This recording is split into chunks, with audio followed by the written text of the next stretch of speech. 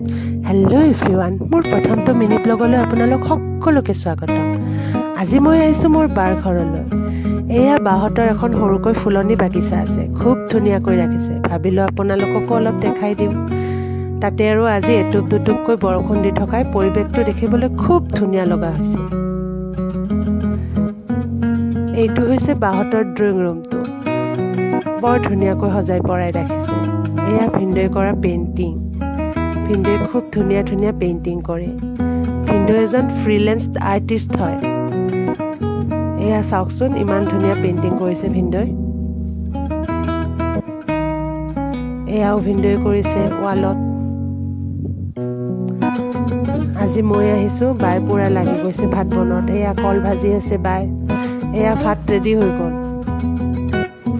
এতিয়া আমি ভাত খাই লৈ অলপ ৰেষ্ট ল'লোঁ। দিৱালী বুলি অলপ ওলাই গ'লোঁ আৰু সাজি কাচি। Okay, bye bye. আজিলৈ আহিছোঁ, নেক্সট মিনি ব্লগত আকৌ লগ পাম।